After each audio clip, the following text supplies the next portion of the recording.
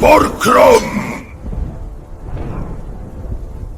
Buenas noches, noctámbulos. Una maldición ancestral se yergue sobre un reino milenario. Apaga la luz, toma asiento, que empezamos.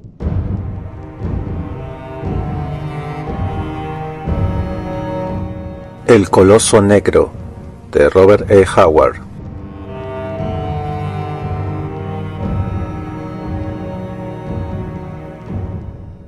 Tan solo el silencio del pasado reinaba en las misteriosas ruinas de Cutchames, pero el miedo estaba allí, agazapado. El temor aleteó en la mente de Chevatas, el ladrón, acelerando su respiración a través de sus dientes apretados. Estaba de pie como un átomo de vida en medio de la desolación y las ruinas que había entre los colosales monumentos de piedra. Ni siquiera los buitres batían sus alas negras en la inmensa bóveda azul del cielo en el que brillaba un sol ardiente. A ambos lados se alzaban las lúgubres reliquias de una era olvidada. Enormes columnas rotas levantando sus truncados muñones hacia las alturas. Larguísimas filas ondulantes de murallas derruidas. Caídos bloques de piedra de dimensiones ciclópeas. Estatuas destrozadas, cuyos contornos monstruosos habían sido erosionados por los vientos y las tormentas de arena. No había señales de vida en todo el espacio que se extendía de horizonte a horizonte, solo el imponente desierto desnudo, dividido en dos por la sinuosa línea de un río seco hacía mucho tiempo. Aquella vastedad de colmillos relucientes que constituían las ruinas, de columnas erguidas como rotos mástiles, de naves hundidas. La dominaba la elevada cúpula de marfil, ante la que temblaba Chevatas. La base de aquella cúpula era un gigantesco pedestal de mármol, que se elevaba desde lo que había sido alguna vez una especie de mirador sobre el antiguo río. Amplios escalones conducían a la gran puerta de bronce, apoyada sobre su base como la mitad de un huevo gigantesco. Aquella cúpula de marfil puro brillaba como si unas manos misteriosas la estuvieran puliendo continuamente. El gran domo arrojaba destellos dorados, a través de los cuales se divisaban los brillantes jeroglíficos que circundaban el ábside. Ningún hombre en el mundo era capaz de leer esas inscripciones, pero Chevata sintió un escalofrío ante las sombrías sensaciones que suscitaban en él, pues pertenecía a una raza muy antigua, cuyos mitos remontaban a la noche de los tiempos. Chevatas era un hombre delgado y ágil, como corresponde a un maestro de ladrones de Zamora. Tenía la cabeza rapada y vestía tan solo un tapabarro de seda de color escarlata. Como todos los de su raza, era de piel muy oscura y rostro de buitre, del que destacaban unos ojos negros y vivaces. Sus dedos, largos y finos, eran rápidos y nerviosos, como las alas de una mariposa nocturna. De su cinturón de escamas doradas, colgaba una espada corta y estrecha, con una empuñadura enjollada y una vaina de cuero ornamentado. Chevatas parecía manejar su arma con un cuidado exagerado. Incluso daba la impresión de querer mantener la vaina apartada de su cuerpo, a fin de que no entrase en contacto con la piel desnuda del muslo. Y sus cuidados no estaban desprovistos de fundamento. Chevatas era ladrón entre ladrones, y su nombre se pronunciaba con temor en los tugurios del Maul y a la sombra de los templos de Bel. De él hablaban las canciones y leyendas de aquellas tierras. Sin embargo, el miedo encogió el ánimo de Chevatas cuando se encontró de pie ante la cúpula de marfil de Cutchames. Cualquier persona, por poco entendida que fuera, podía darse cuenta de que había algo sobrenatural en aquel edificio. El viento y el sol lo habían azotado durante 3000 años, y a pesar de ello el marfil y el oro se alzaban claros y relucientes, como el día en que fuera erigido por manos desconocidas, a orillas del anónimo río. Esta sensación misteriosa y sobrenatural que transmitía el edificio estaba en consonancia con el aura que emanaba de las ruinas encantadas. El desierto era una enigmática faja de tierra que se extendía hacia el sudeste de Chen. Unos pocos días a lomo de camello en esa dirección, como bien sabía Chevatas, llevarían al viejo hasta el gran río Styx, donde está trazada un ángulo y seguía hacia el oeste para desembocar finalmente en el lejano mar. Justamente en el punto en el que se desviaba comenzaba Estigia, la oscura tierra del sur, cuyos dominios bañados por el gran río contrastaban con los yermos circundantes. Hacia el este, el desierto se prolongaba en las estepas que llegaban hasta el reino hircáneo de Turán, que alzaba su esplendor bárbaro a orillas del gran mar interior. A una semana de viaje a caballo hacia el norte, el desierto concluía en una serie de montes áridos, detrás de los cuales se hallaban las fértiles llanuras de Kod, el reino más meridional de Iboria.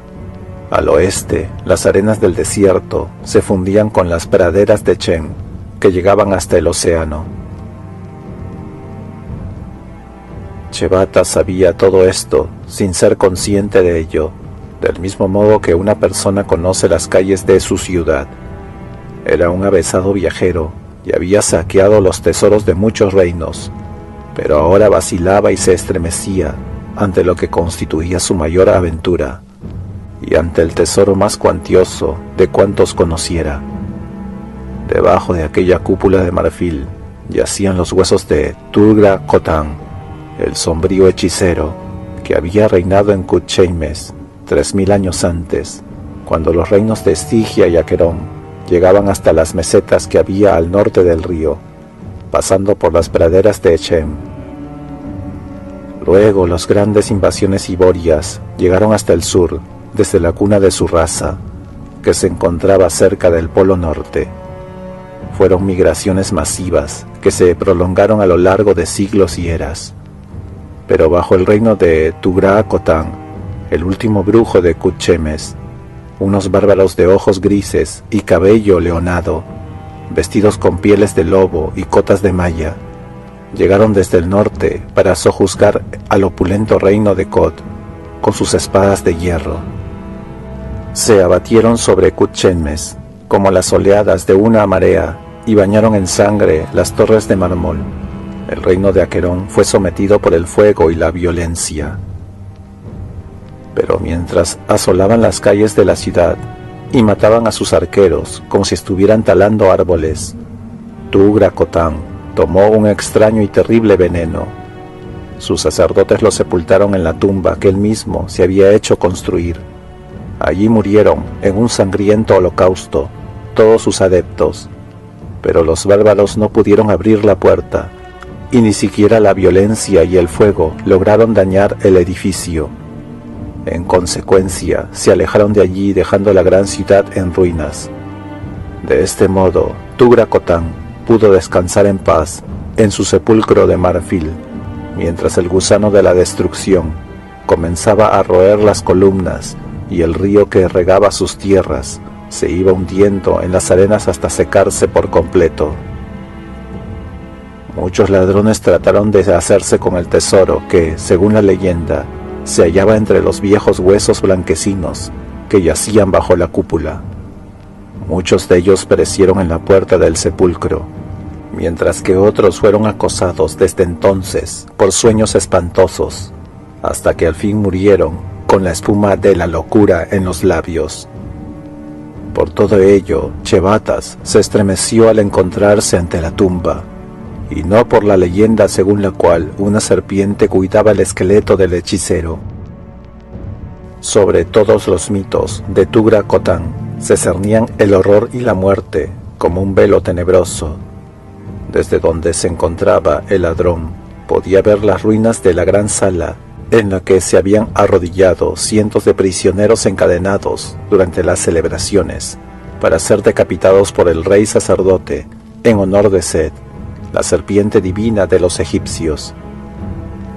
Cerca de allí debía estar el pozo oscuro y terrible, junto al cual se encadenaban a las aterradas víctimas que servirían de alimento a un monstruo temible que salía de las profundidades de una caverna infernal. La leyenda había convertido a Tugra Kotang en algo más que un ser humano. Su culto había entrado en decadencia, aunque sus devotos acuñaban todavía monedas con la imagen del monarca, que servían para pagar el paso de sus muertos por el gran río de sombras, cuya representación material era el stick. Aquella imagen quedó grabada en forma indeleble en la mente de Chevatas, que solía sacar las monedas de la boca de los cadáveres. El ladrón dejó finalmente de lado sus temores y subió hasta la gran puerta de bronce, en cuya suave y lisa superficie no se veía ningún cerrojo ni pestillo. Chevatas había tenido acceso a cultos tenebrosos, había escuchado los sobrecogedores susurros de los adoradores de Esquelos a medianoche bajo los árboles, y había leído los libros prohibidos de Batelos el Ciego.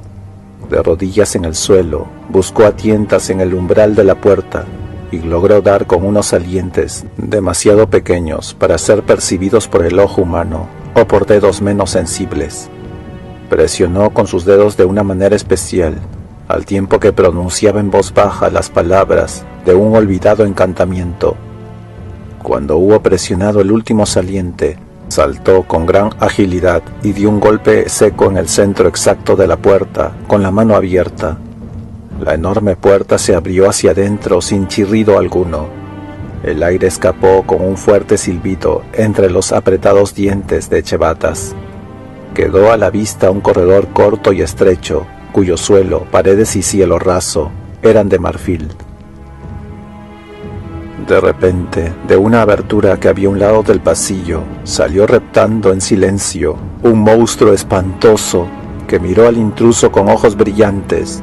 Era una serpiente de unos 6 metros de longitud, cuyo cuerpo brillante estaba cubierto de escamas tornasoladas.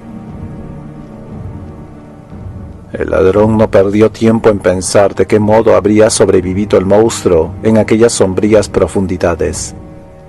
Desenvainó cautelosamente la espada, de la que goteaba un líquido verdoso idéntico al que emanaba de los afilados colmillos del reptil. La hoja estaba empapada en un veneno igual al de la serpiente, y el solo hecho de obtener ese veneno de los pantanos de Singara había constituido de por sí toda una hazaña.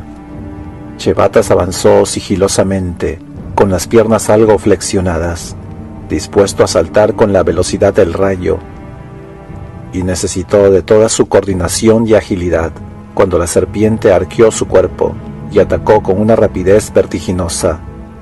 A pesar de sus rápidos reflejos, Chevatas habría muerto de no haber sido por una casualidad. Sus planes de saltar a un lado y asestar un mandoble contra el cuello extendido quedaron anulados por la cegadora velocidad del ataque del reptil.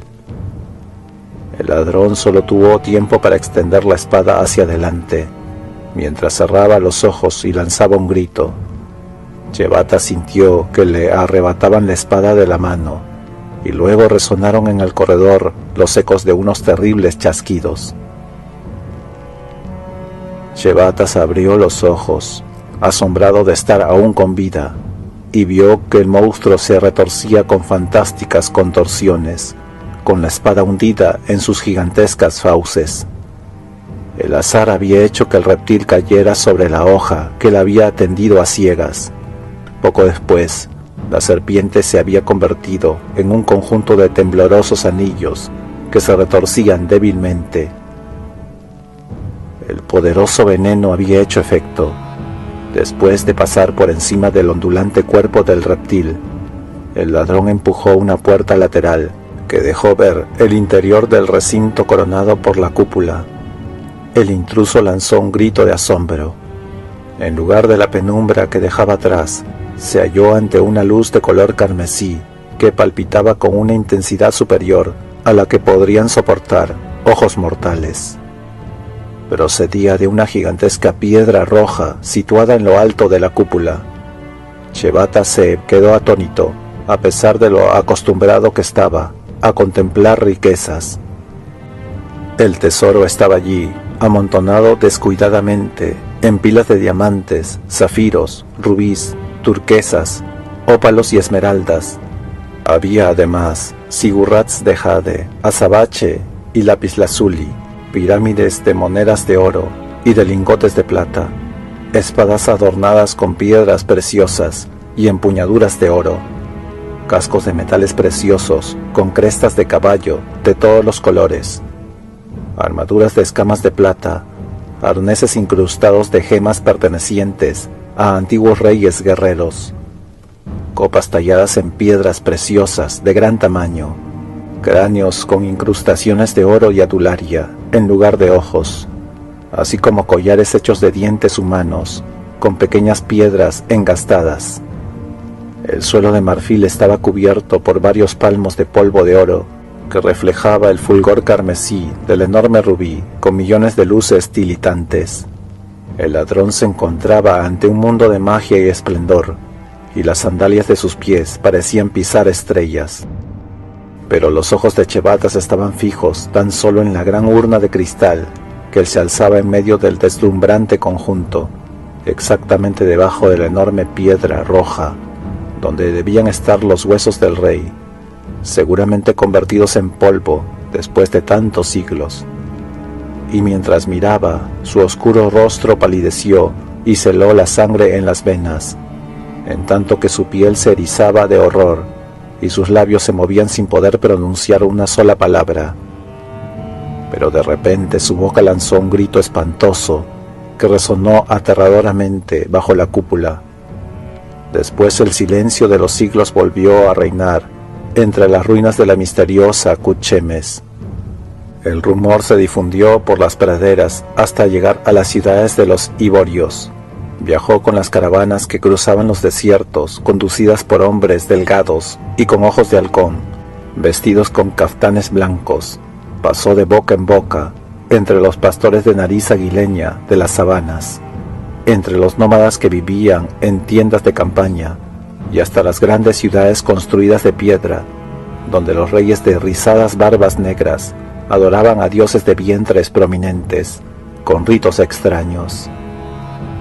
Los rumores también se extendieron por las laderas de las montañas, hasta llegar a los fértiles valles, donde prósperos pueblos levantaban sus casas a orillas de azules lagos y ríos, y por los blancos caminos que recorrían apacibles rebaños, ricos mercaderes, caballeros armados, arqueros y sacerdotes. Las noticias llegaron desde el desierto que se extendía entre Estigia y el sur de las montañas de Kod. Decían que había nacido un nuevo profeta entre los nómadas. Se hablaba de una guerra tribal, de una reunión de hombres rapaces en el sudeste y de un terrible jefe que había conducido a sus crecientes hordas a la victoria. Los estigios que constituían una amenaza perpetua para las naciones del norte no parecían estar relacionadas con aquel movimiento, ya que tenían sus propias acampadas en las fronteras orientales, y sus sacerdotes formulaban conjuros contra el hechicero, a quien llamaban Natok, el velado, pues llevaba el rostro siempre oculto. Pero la oleada invasora se dirigió hacia el noroeste, y los reyes de barbas azuladas murieron ante los altares de sus dioses, y sus ciudades amuralladas quedaron empapadas de sangre. Se dijo que el objetivo de Natok y sus seguidores eran las mesetas de los iborios. Las incursiones procedentes del desierto eran habituales por aquella época, pero esta última parecía prometer algo más que una simple incursión.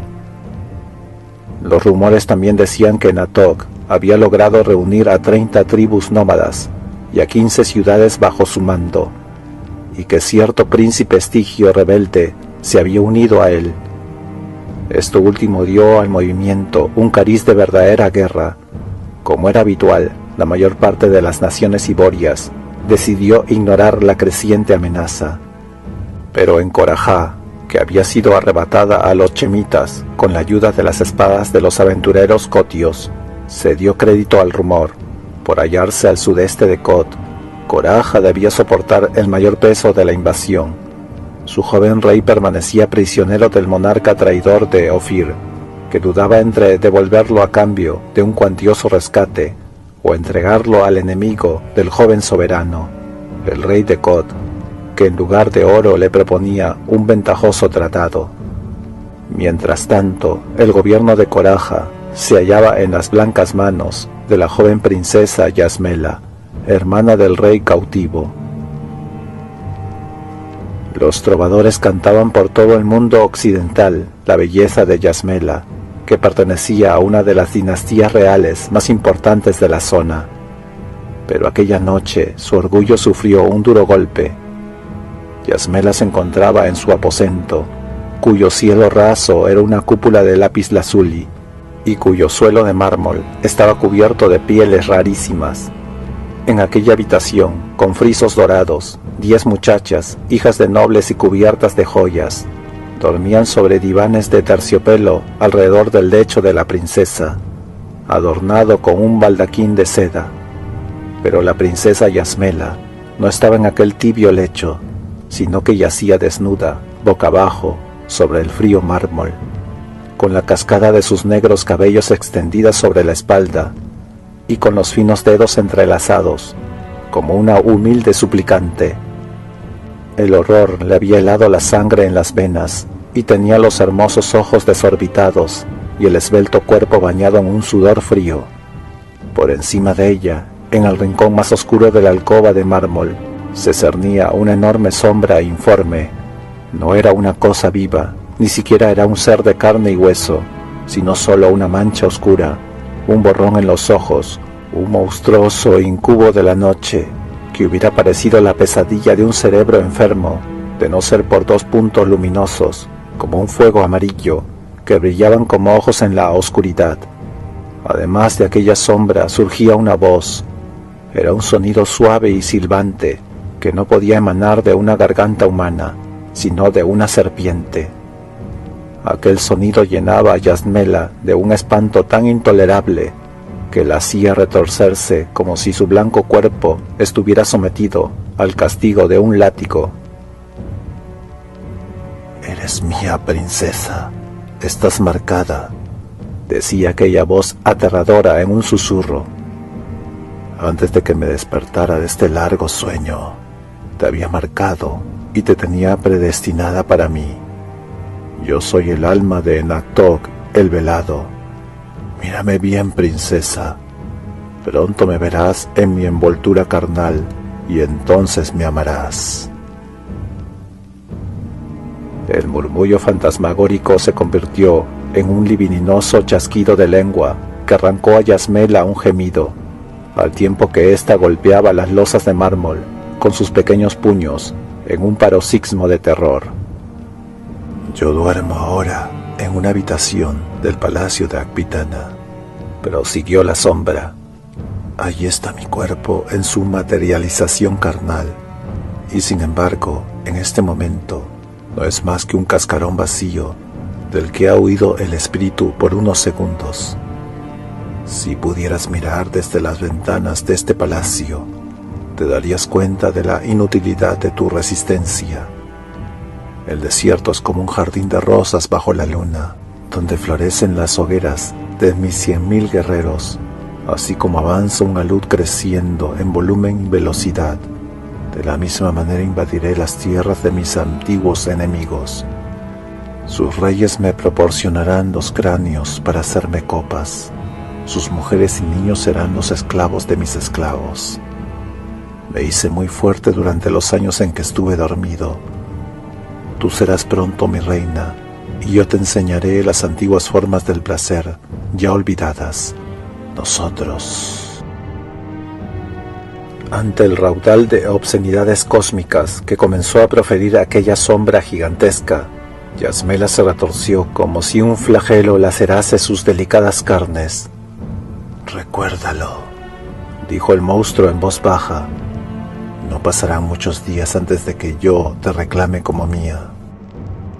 Yasmela tenía el rostro pegado a las losas y se apretaba los frágiles oídos con las manos. Pero a pesar de ello le pareció oír un extraño ruido, semejante al batir de las alas de un murciélago. Entonces, al mirar temerosa hacia arriba, Vio solo un rayo de luna que brillaba a través de la ventana, como si una espada de plata hubiera tomado el lugar de la sombra. Temblando de pies a cabeza, se puso en pie y se dirigió vacilante hacia un diván de satén, encima del cual se arrojó, llorando desesperadamente. Las otras muchachas seguían durmiendo, pero una se despertó y después de bostezar y de estirar su esbelto cuerpo, miró a su alrededor. Enseguida se acercó al lecho de la princesa y se puso de rodillas a su lado, rodeando con sus brazos la fina cintura de Yasmela. «¿Qué ha ocurrido, Hera?», preguntó la joven con los ojos negros abiertos de espanto. Yasmela le cogió las manos y se las apretó convulsivamente. «Oh, Batesa, he vuelto, lo vi, le he oído hablar. Me dijo su nombre, se llama Natok, es Natok. No es una pesadilla. Estaba allí arriba mientras vosotras dormíais como narcotizadas. ¿Qué puedo hacer? Oh, ¿qué he de hacer?». Batesa hizo girar una de sus pulseras de oro alrededor de su nívea muñeca mientras meditaba. «Oh, princesa», dijo la joven, «es evidente que ningún poder mortal puede vencer a ese ser y que tampoco vale de nada el amuleto que los sacerdotes de Istar te han dado. Por lo tanto, deberías acudir al olvidado oráculo de Mitra». Yasmela se estremeció. Los dioses de ayer se convierten a veces en los demonios del mañana. Los cotios habían abandonado hacía mucho tiempo el culto de Mitra, hasta el punto de olvidar los atributos del dios universal de los iborios. Yasmela tenía la vaga idea de que, si Istar era de temer, aquel otro dios, por ser antiquísimo, lo debería ser aún más. La cultura cotia, así como su religión, habían sufrido la poderosa influencia de chemitas y estigios.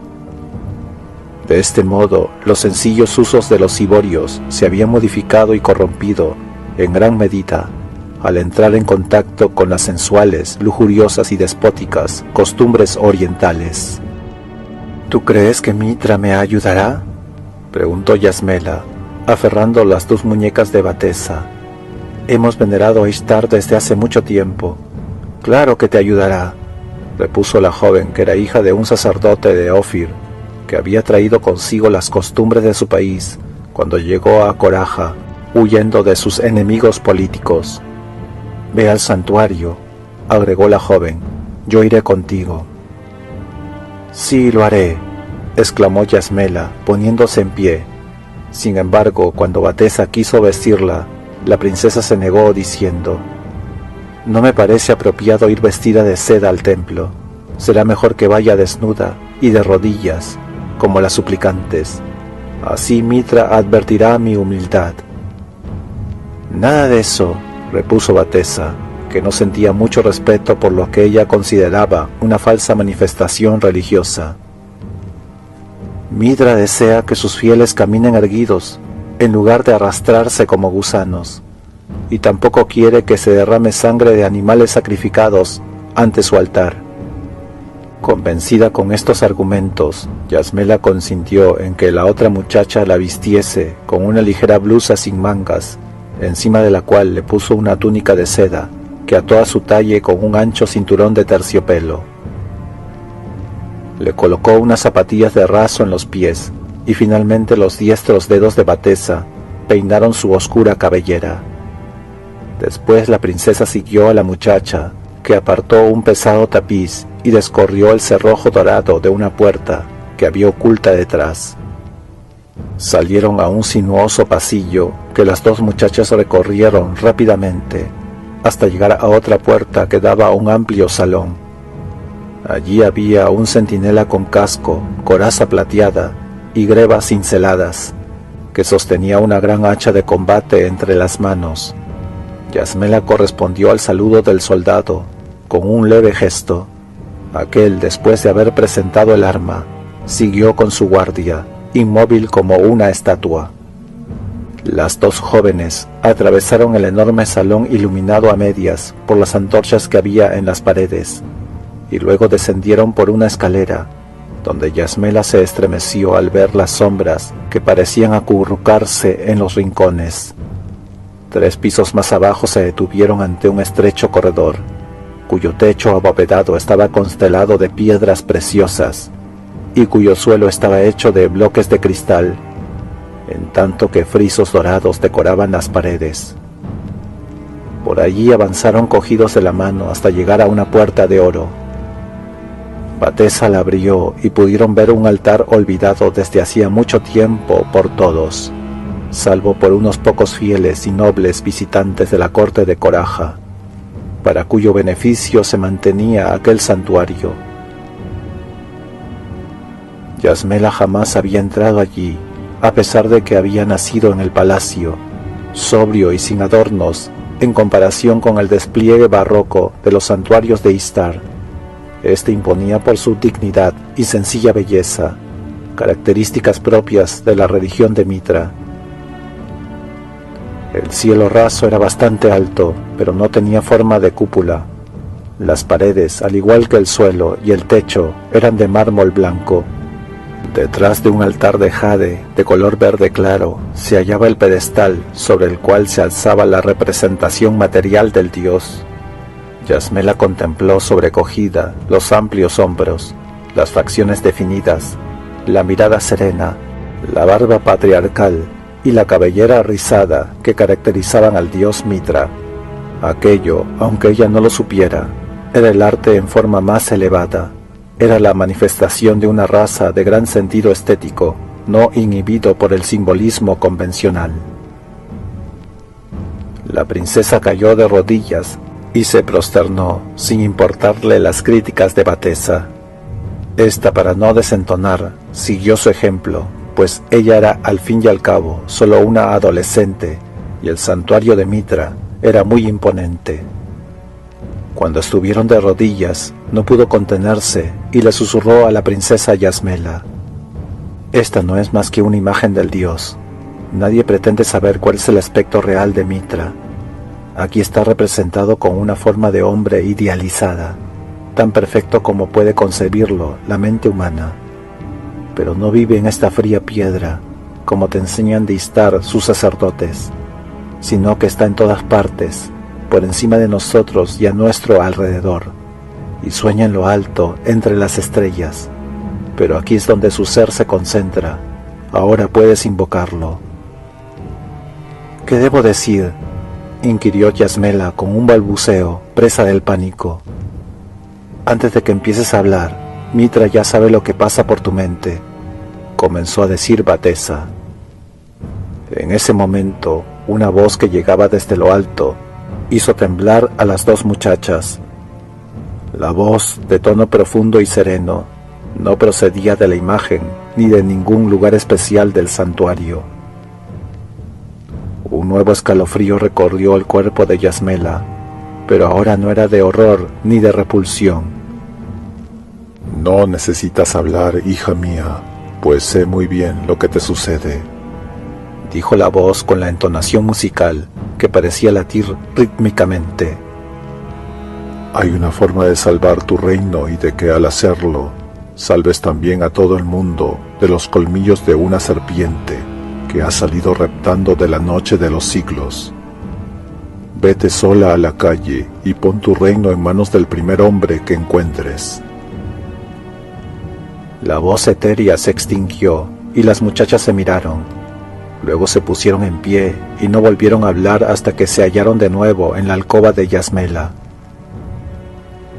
La princesa miró afuera a través de los barrotes dorados de las ventanas. Era bastante más de medianoche y la luna se había puesto. Ya se habían agotado todos los ruidos de la ciudad. Coraja dormía bajo las estrellas que se reflejaban en los jardines, en las calles y techos de las casas. «¿Qué vas a hacer?», preguntó Batesa en voz baja, sin poder dominar aún su turbación. «Dame mi capa», dijo Yasmela con decisión. «Pero sola por las calles a esta hora», objetó la otra joven. «Mitra ha hablado», replicó la princesa. «Es posible que haya sido la voz del dios o el truco de un sacerdote. De todas formas, estoy decidida a ir. Yasmela se envolvió en una amplia capa de seda y se tocó con un gorro de terciopelo del que colgaba un fino velo. Luego recorrió apresuradamente los pasillos hasta llegar a una puerta de bronce, donde una docena de alabarderos se quedaron mirándola, llenos de asombro, cuando pasó a su lado.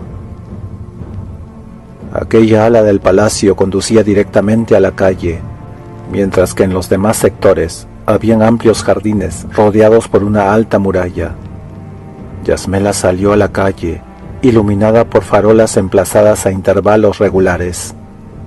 La joven vaciló, pero antes de que su resolución flaquease, cerró la puerta detrás de ella.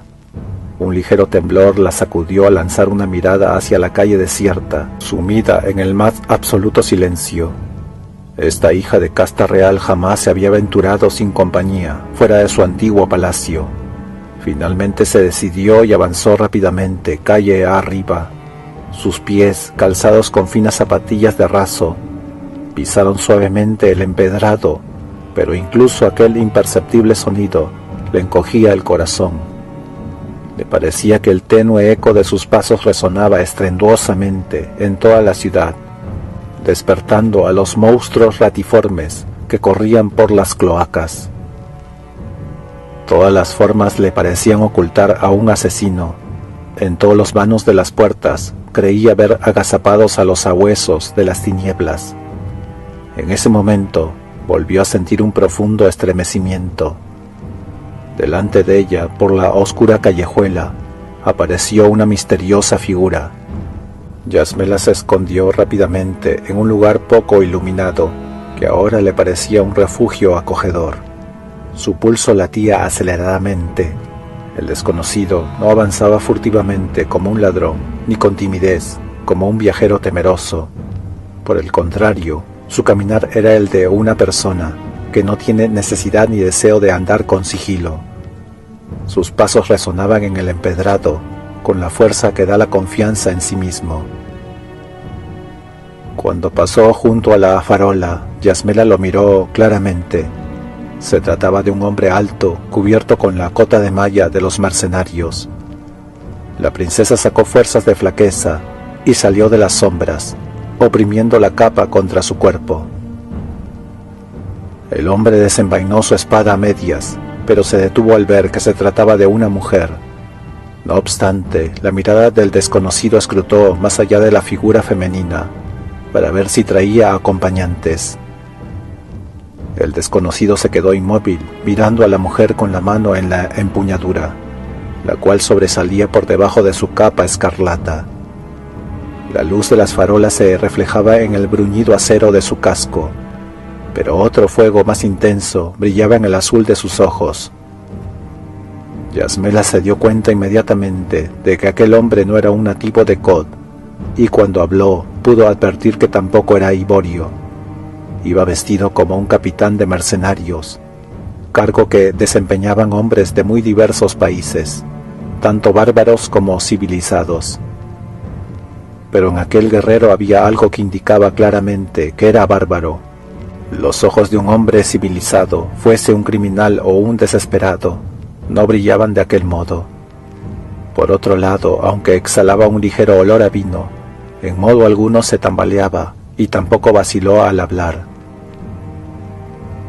«Vaya, ¿te han dejado en la calle, muchacha?», preguntó él en lengua cotia, con fuerte acento bárbaro.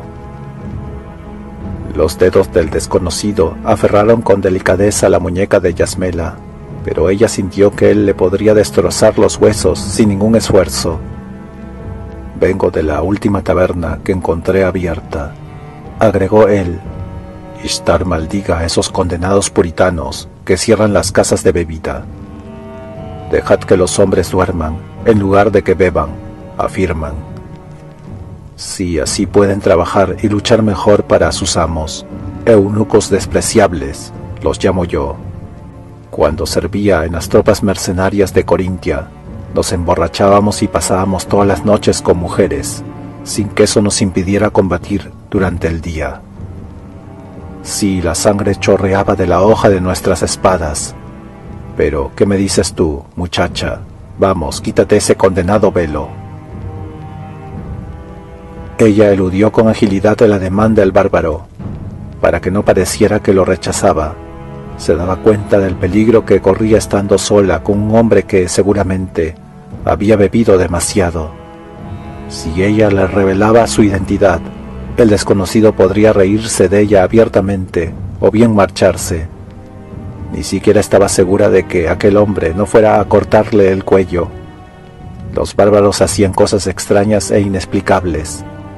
Luchó contra su creciente temor y le dijo con una sonrisa: «No, aquí no, ven conmigo». «¿A dónde?», preguntó el mercenario con la sangre alterada, pero alerta como un lobo.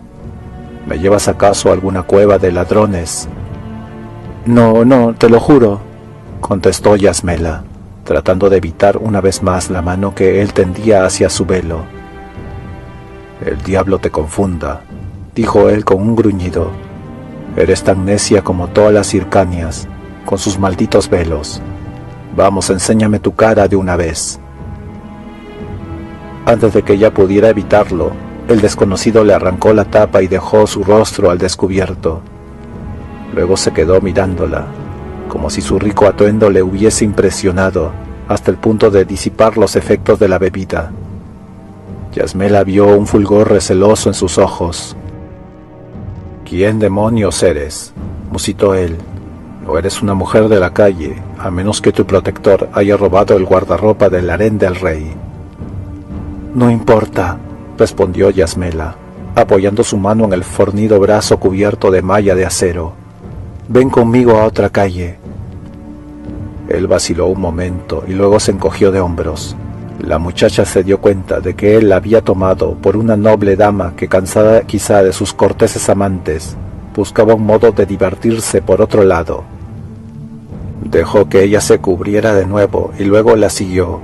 Por el rabillo del ojo, Yasmela observó a su acompañante mientras avanzaban juntos calle abajo.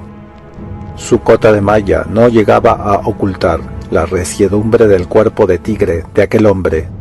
Todo en él era felino, elemental, indómito. Le resultaba tan extraño como la selva, comparado con los delicados cortesanos a los que ella estaba acostumbrada. La princesa temía su ruda fuerza bruta y su innegable carácter de bárbaro.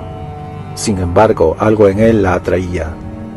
Aquella cuerda primitiva que se oculta en el alma de toda mujer había resonado con fuerza.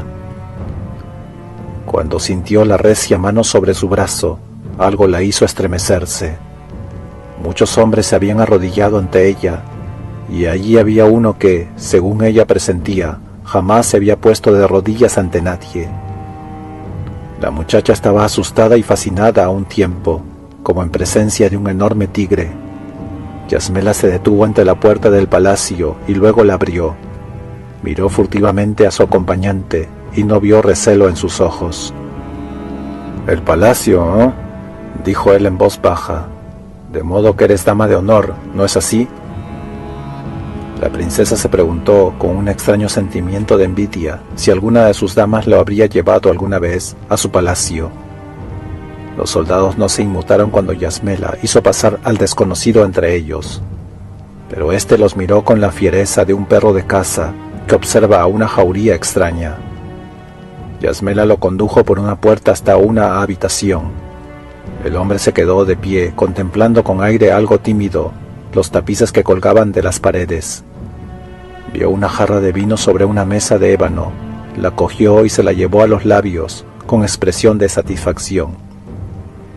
En este momento entró Batesa, que los miró con inquietud y exclamó: «¡Oh, mi princesa!». «¿Princesa?». La jarra se estrelló contra el suelo, con un movimiento demasiado rápido para que pudiera seguirlo con la vista. El mercenario arrancó el velo del rostro de Yasmela. Al reconocerla, retrocedió profiriendo una maldición, al tiempo que su espada trazaba un arco azul en el aire. Sus ojos centellearon como los de un tigre en una trampa. El aire estaba cargado de tensión, como la calma que precede a la tormenta. Batesa se arrojó al suelo, presa de terror, pero Yasmela se enfrentó al bárbaro enfurecido sin vacilar. Se daba cuenta de que su vida dependía de lo que hiciese. Enloquecido por la sospecha y por un pánico irracional, El extranjero estaba dispuesto a matar a la menor provocación, pero ella se sentía extrañamente serena. «No temas», le dijo la princesa. «Soy Yasmela, pero no hay razón alguna para que desconfíes de mí». «¿Para qué me has traído a este lugar?», preguntó el mercenario con brusquedad, mientras sus ojos ardientes miraban en derredor. «¿Qué clase de trampa es esta?». «No hay trampa alguna», respondió ella. «Te he traído aquí porque puedes ayudarme. Consulté a Mitra, y él me dijo que saliera a la calle y pidiera ayuda al primer hombre que encontrara». Eso era algo que él podía entender. Los bárbaros también tenían sus oráculos. Entonces bajó la espada, aunque no la envainó. «Si eres Yasmela, sin duda necesitas ayuda», dijo el mercenario con un gruñido. «Tu reino es un verdadero caos, pero ¿cómo puedo ayudarte? Si deseas cortarle el cuello a alguien, entonces...». «Toma asiento», le rogó la princesa. «Batesa, trae más vino». El hombre se sentó, pero tuvo cuidado de situarse junto a una pared para poder vigilar bien toda la habitación. Luego colocó la espada desenvainada sobre sus rodillas, que cubría una malla de acero. Ella contempló fascinada aquel brillo de color azulino que parecía reflejar saqueos y gestas sangrientas. También advirtió Yasmela el tamaño de las manos del bárbaro y pensó que no eran las toscas arpas de un troglodita. Con un estremecimiento de culpabilidad, imaginó aquellos dedos acariciando sus oscuros cabellos. Cuando la princesa tomó asiento en el diván frente al desconocido, este pareció cobrar más confianza. Se quitó el casco y lo puso sobre una mesa. Luego se echó hacia atrás la malla que le cubría la cabeza, y los pliegues metálicos cayeron sobre sus enormes hombros. Yasmela comprobó entonces que el hombre no se parecía en absoluto a los de la raza iboria. En su rostro oscuro cubierto de pequeñas cicatrices, había cierta expresión taciturna, y aunque sus facciones no expresaban depravación ni maldad, había en ellas algo siniestro que subrayaban sus ardientes ojos azules. Enmarcaba su ancha frente una melena de corte cuadrado, negra como las alas de un cuervo. «¿Quién eres?», le preguntó de improviso Yasmela. «Soy Conan, un capitán de lanceros mercenarios», contestó él mientras vaciaba su jarra de vino de un trago y la tendía para que le sirvieran más. «Nací en Cimeria». Aquel hombre significaba poco para la princesa, que solo sabía que se trataba de un país salvaje, hosco y montañoso, situado en el norte, muy lejos, más allá de los últimos fortines iborios, y poblado por gente fiera y huraña. Yasmela jamás había visto a un cimerio hasta ese momento. La muchacha apoyó la barbilla en sus manos y observó a Conan con aquellos ojos oscuros y profundos, cuya mirada había esclavizado a tantos corazones. «Conan el cimerio», dijo al fin. «Antes has dicho que yo necesitaba ayuda, ¿por qué?». «Bueno, cualquiera puede darse cuenta de eso», respondió él. «Tu hermano, el rey, está prisionero en una cárcel de Ofir. Ahí tienes a las gentes de Kod que planean esclavizaros. Hay un brujo chemita que esparce fuego y la destrucción por donde pasa. Y lo que es peor, ahí están tus soldados que desertan a diario». La princesa no respondió enseguida. El hecho de que un hombre le hablase tan sinceramente, sin disfrazar las palabras con un velo de cortesía, era algo completamente nuevo para ella. «¿Y por qué desertan mis soldados, Conan?», preguntó ella. «Algunos son reclutados por Kod», repuso el cimerio, mientras tomaba unos sorbos de vino con aire satisfecho. «Muchos otros creen que Coraja está destinado a desaparecer como estado independiente. Otros se asustan ante lo que se cuenta de ese perro de Natok». «¿Y crees que los mercenarios resistirán?», inquirió Yasmela, llena de ansiedad. «Sí, mientras nos paguen bien», afirmó él con franqueza. «Tus motivos políticos no nos interesan. Para ello puedes confiar en nuestro general Amalric. Pero los demás somos hombres simples, a los que solo nos preocupa obtener un buen botín. Si pagas a Ofir el rescate que pide, se dice que no tendrás con qué pagarnos. En ese caso tal vez nos pasáramos a las filas del rey de Kod, a pesar de que son pocos los que simpatizan con ese miserable. O quizás saqueemos esta ciudad. En una guerra civil, el botín suele ser cuantioso. ¿Y no pensáis uniros a Natok?, inquirió la princesa. ¿Con qué iba a pagarnos?, repuso el cimerio. ¿Con los ídolos de latón robados a las ciudades chemitas? No. Mientras sigas luchando contra Natok, puedes confiar en nosotros. ¿Te seguirán tus camaradas?, le preguntó ella inesperadamente. ¿Qué quieres decir? Digo que te voy a nombrar comandante de los ejércitos de Coraja. Conan se detuvo en seco, con la jarra en los labios, que se curvaron enseguida en una amplia sonrisa. Los ojos del cimerio brillaron con una luz nueva. Comandante en jefe, por Kron. ¿Pero qué dirán a eso tus perfumados cortesanos? Tendrán que obedecerme. La princesa golpeó las manos y al momento entró un esclavo, que se inclinó ante ella. Haz que vengan inmediatamente el conde Nefpides, el canciller Tauros, el general Amalric y Aga Supras, dijo Yasmela. Una vez que el esclavo se hubo retirado, la joven miró a Conan, que devoraba con gran apetito la comida que había colocado ante él la temblorosa Batesa. Deposito mi confianza en Mitra, dijo la princesa, y ahora dime, ¿has participado en muchos combates? Nací en medio de una batalla, respondió el cimerio mientras daba grandes mordiscos a un trozo de carne con sus fuertes dientes. Lo primero que oyeron mis oídos fue el sonido metálico de las espadas y los lamentos de los moribundos. He peleado en luchas tribales, en guerras civiles y en campañas imperiales. Pero ¿eres capaz de dirigir ejércitos y de ordenar líneas de batalla? Bueno, puedo intentarlo, repuso él imperturbable. No es más que una pelea a gran escala. Se trata de sorprender la guardia del adversario y luego atacar. Entonces o bien cae su cabeza o bien la nuestra. El esclavo volvió a entrar para anunciar la llegada de los hombres convocados. Yasmela salió al salón adyacente y los nobles se inclinaron doblando una rodilla, evidentemente extrañados de que los hubiesen llamado a esa hora. Os he reunido para haceros conocer mi decisión, dijo Yasmela. El reino está en peligro. Es una gran verdad, mi princesa, manifestó el conde Tefides. El noble era un hombre alto, de cabellera rizada y perfumada. Con una mano se atusaba la punta de los bigotes y en la otra sostenía un gorro de terciopelo adornado con una pluma de color escarlata, asegurada con un broche de oro. Llevaba zapatos de raso y un jubón de terciopelo bordado. Sus modales eran ligeramente afectados, pero debajo de la seda se adivinaban unos músculos de hierro. Sería oportuno ofrecer a Ofir más oro por el rescate de vuestro real hermano, agregó el conde. Me opongo terminantemente, dijo Tauros, el canciller, que era un hombre anciano, ataviado con una túnica ribetada de armiño, y en cuyas facciones se percibían las huellas de muchos años al servicio de su país. Ya hemos ofrecido más de lo que puede pagar nuestro reino.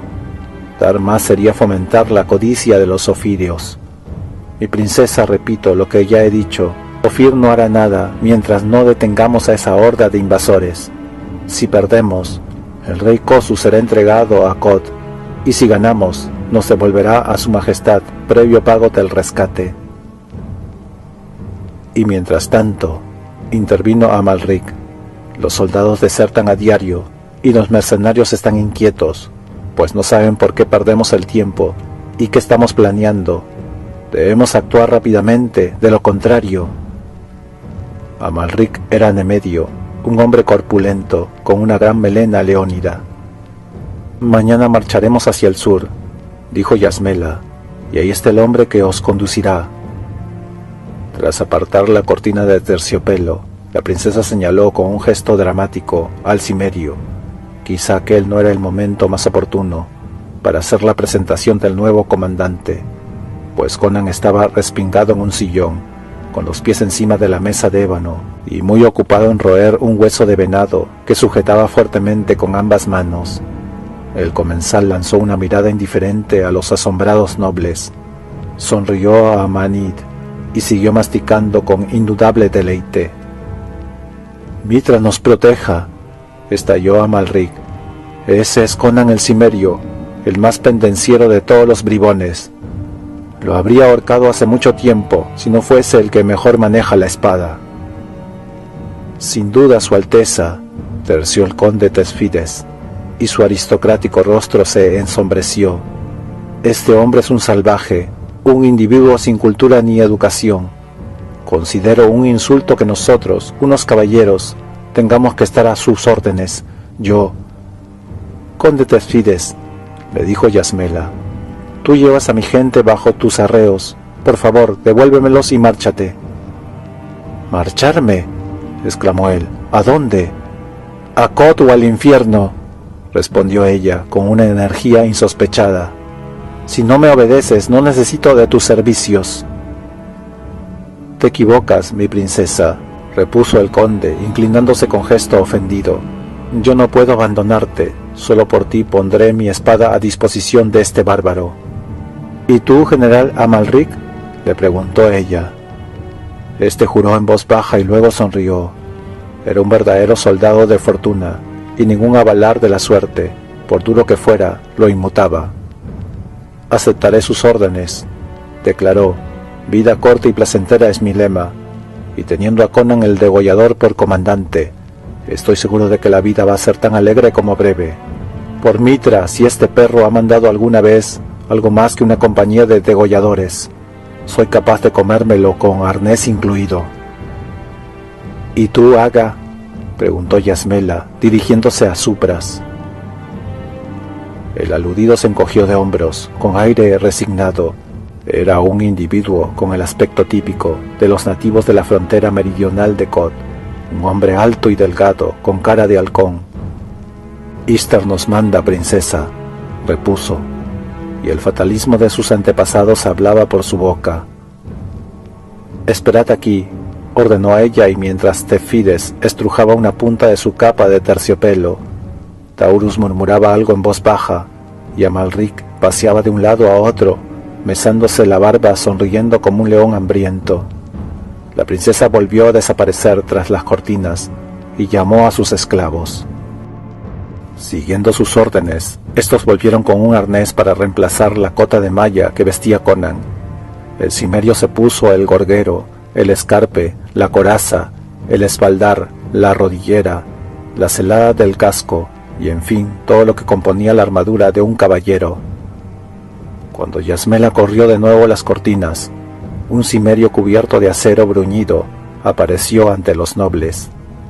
Tenía la víscera alzada y el semblante oscurecido por las negras plumas de su casco, y de su figura emanaba un aire sombrío e imponente, que hasta el mismo Tesfides no pudo menos que advertir a su pesar.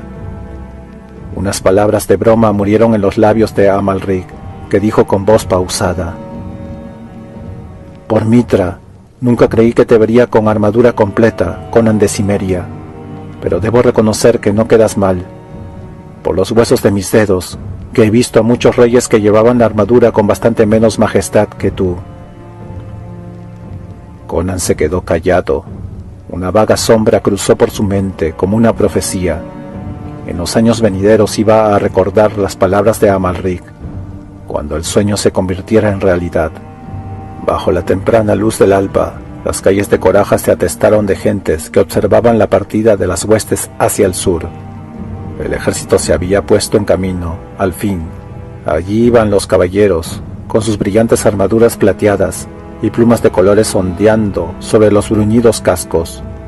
Sus caballos cubiertos de petos de seda, arreos de cuero barnizado y hebillas doradas, piafaban mientras los jinetes les hacían guardar el paso. Los primeros rayos de sol arrancaban reflejos a las puntas de las lanzas, que se alzaban como un bosque por encima de los escuadrones. mientras los pendones ondeaban al viento. Cada uno de los caballeros llevaba una prenda concedida por una dama, un guante, un velo o una flor que ataba a su casco o al cinto de la espada. Era la caballería noble de Coraja, 500 hombres conducidos por el conde de Fides, quien, según se decía, aspiraba a la mano de la misma Yasmela.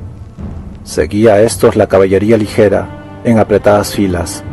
Los jinetes eran montañeses típicos, hombres delgados con rostro de halcón. Llevaban bacinetes en punta, y la cota de malla resplandecía bajo sus amplios caftanes. Su arma principal era el terrible arco chemita, capaz de enviar una flecha a una distancia de 500 pasos. Había 5000 jinetes ligeros, a cuya cabeza cabalgaba Agasupras, taciturno e inescrutable bajo el casco puntiagudo. A corta distancia los seguían a pie los lanceros de Coraja.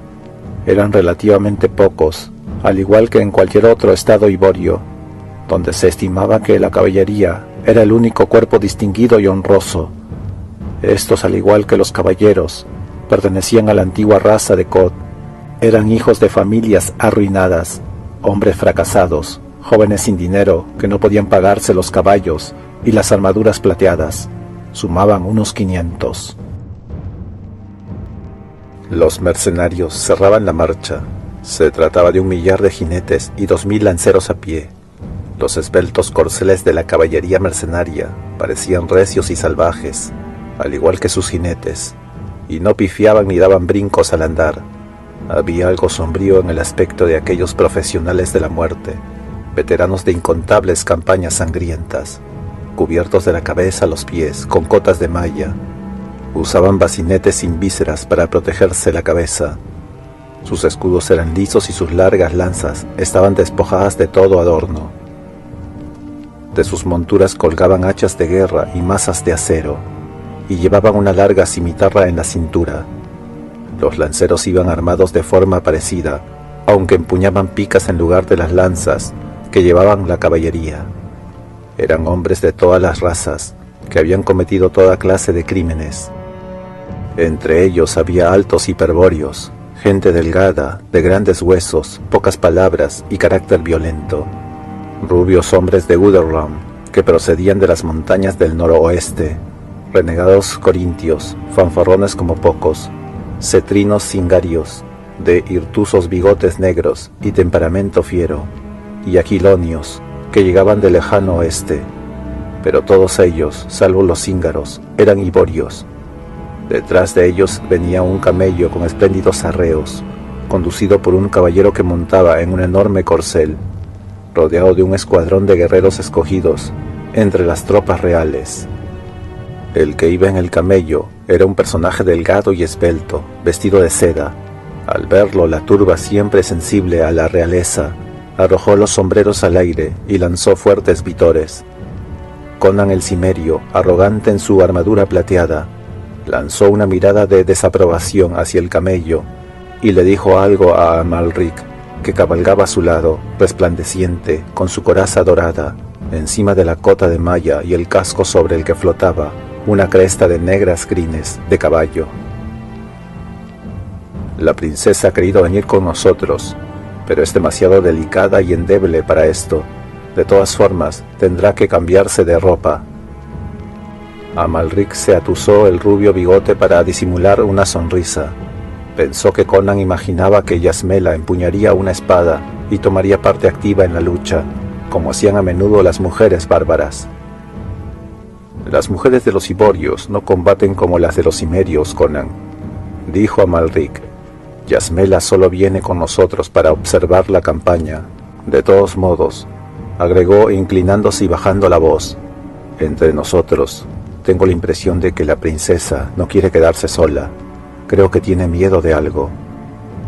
Un alzamiento. Sí, tal vez deberíamos haber ahorcado a algunos revoltosos antes de partir, mencionó Conan. No, no es eso. Una de sus doncellas dijo que algo que se le había aparecido en el palacio por la noche y había aterrorizado a Yasmela. Serán brujerías de Natok, sin duda. Conan, te aseguro que estamos combatiendo contra algo más que seres de carne y hueso. Bien, repuso el cimerio. De todas formas es mejor ir en busca del enemigo que esperarlo. Conan lanzó una mirada hacia la prolongada fila de carromatos y ayudantes de campo que seguían las tropas. Después observó a estas, y al ver que todo estaba en orden, alzó una mano y profirió el grito de los mercenarios. «Botín o infierno, camaradas, adelante». Detrás de la interminable fila se cerraron las macizas puertas de coraza. Algunas cabezas se asomaron a las ventanas. Los habitantes de la ciudad sabían que estaban contemplando su vida o su muerte. Si las huestes resultaban derrotadas, el futuro de Coraja se escribiría con sangre. Las hordas que venían de las tierras salvajes del sur no conocían la piedad.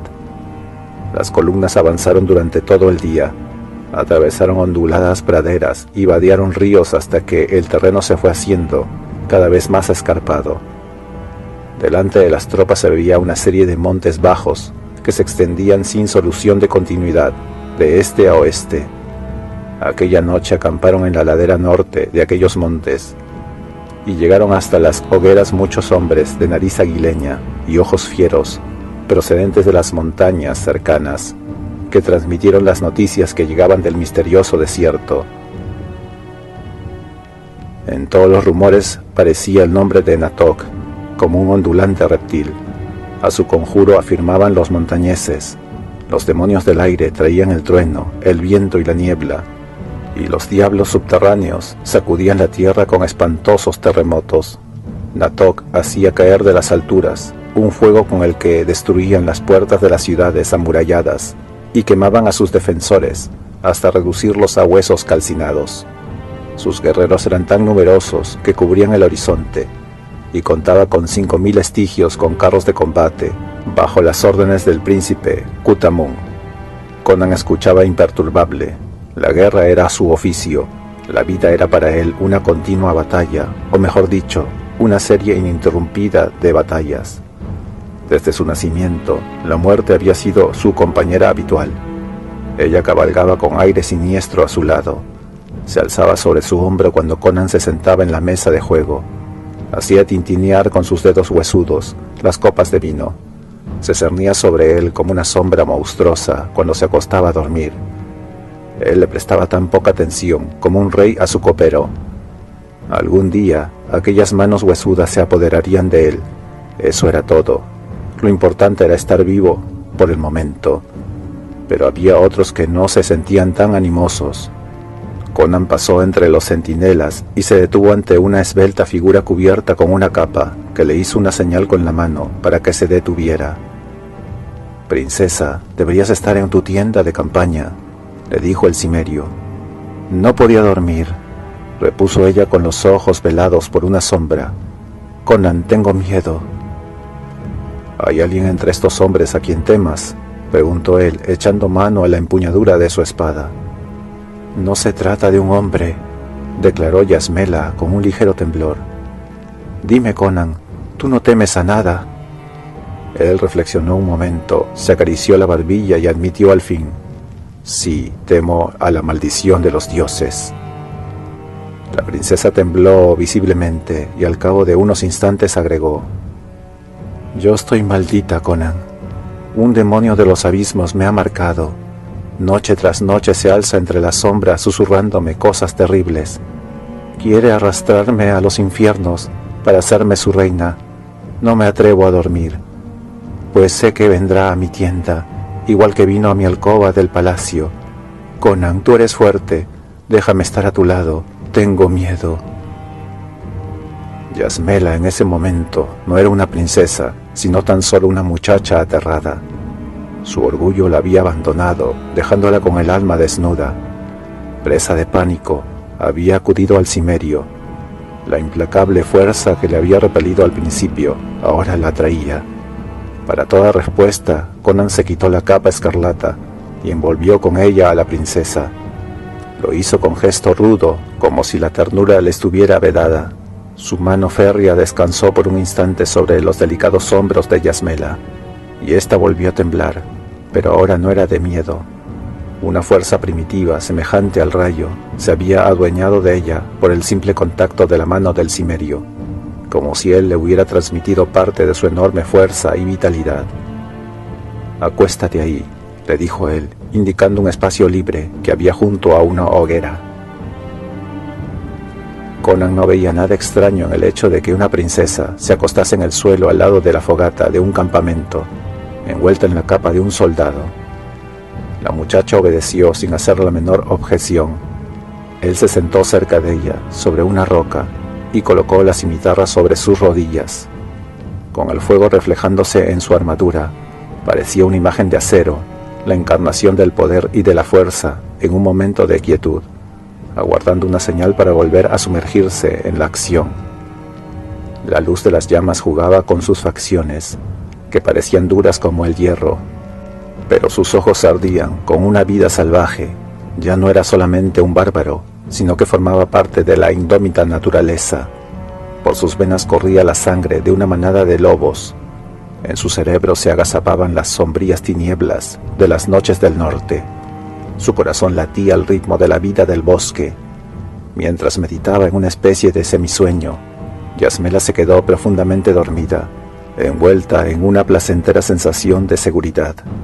Tenía la certeza de que ninguna sombra de ojos llameantes se inclinaría sobre ella en la oscuridad, mientras aquella implacable figura cubierta de acero velase a su lado.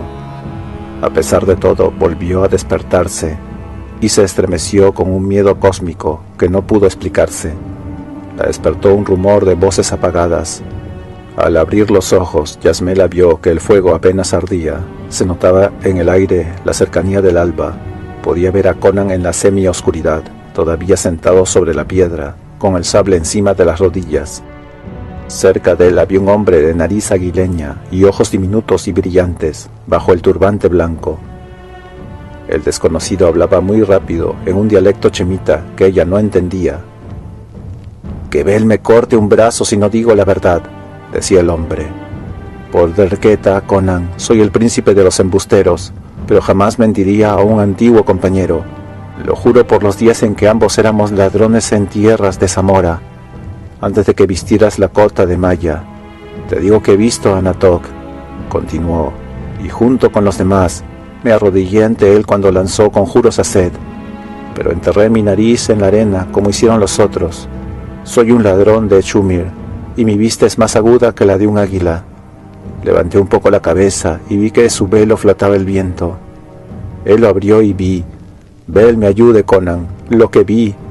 La sangre se me heló en las venas y se me erizó el cabello. Lo que vi me quemó el alma como un hierro candente. No pude descansar hasta que estuve seguro de lo que sospechaba. Me dirigí entonces a las ruinas. La puerta que hay bajo la cúpula de marfil estaba abierta. Al entrar me encontré con una enorme serpiente traspasada por una espada.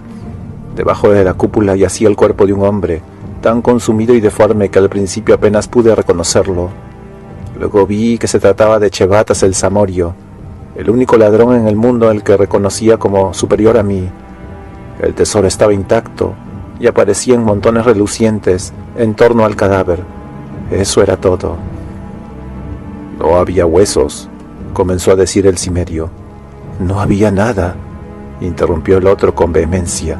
«Nada, solo el cadáver». Hubo un silencio y Yasmela se sintió presa de un horror inenarrable.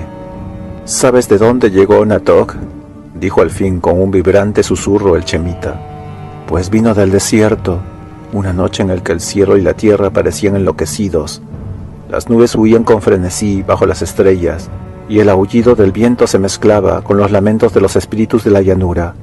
Los vampiros estaban por todas partes aquella noche. Las brujas andaban desnudas, y los lobos aullaban por toda la estepa. Natok llegó entonces en un camello negro, rápido como el viento. Lo rodeaba un fulgor infernal, y las huellas que dejaba su animal brillaban en la oscuridad. Cuando Natok desmontó ante el templo de Seth, junto al oasis de Afaka, el animal se dio la vuelta y desapareció en la noche. Luego hablé con las gentes de las tribus cercanas, y juraban haber visto que el animal desplegaba unas alas gigantescas y remontaba hacia las nubes, dejando atrás una estela luminosa. Nadie ha vuelto a ver a ese camello desde aquella noche, pero sí se ha visto una sombra negra y brutal, con vago aspecto humano, que habla con Natok en su tienda antes del amanecer. Te digo, Conan, que Natok es... Mira, te voy a enseñar una imagen de lo que vi aquel día, en que el viento apartó el velo y dejó su rostro al descubierto. Yasmela vio un fulgor de oro en la mano del chemita cuando éste se inclinó sobre un objeto. Conan lanzó un gruñido. De repente, la oscuridad se abatió sobre la joven. Por primera vez en su vida, Yasmela se había desmayado. El amanecer era solo una difusa línea rojiza en el horizonte. Cuando el ejército reanudó la marcha, los nómadas de las tribus habían acudido al campamento, con los caballos agotados por la larga marcha, para informar que la horda del desierto acampaba junto al pozo de Al-Taku. Por consiguiente, los soldados avanzaron con rapidez, a través de las montañas, dejando que los siguieran los carromatos. Yasmela iba con las tropas, pero sus ojos estaban velados por el miedo. Un horror más atroz aún se había apoderado de ella, desde que reconociera la moneda que había mostrado el chemita la noche anterior. Se trataba de una de las que habían acuñado en secreto los devotos del decadente culto Sugita, y que reproducía las facciones de un hombre muerto hacía 3000 años. El camino serpenteaba entre escarpados riscos y lúgubres despeñaderos, y bordeaba estrechos desfiladeros. Aquí y allá se veían aldeas colgadas de la roca, cuyas chozas de piedra estaban revocadas de barro. Los habitantes del lugar se apresuraron a reunirse con sus hermanos de raza, de modo que antes de haber atravesado las montañas, el ejército había incrementado su número con 3000 arqueros salvajes. De repente se vieron ante una inmensa llanura que se extendía hacia el sur. En la vertiente meridional, los montes perdían altura súbitamente, señalando una clara división geográfica entre las mesetas de Kod y el desierto del sur.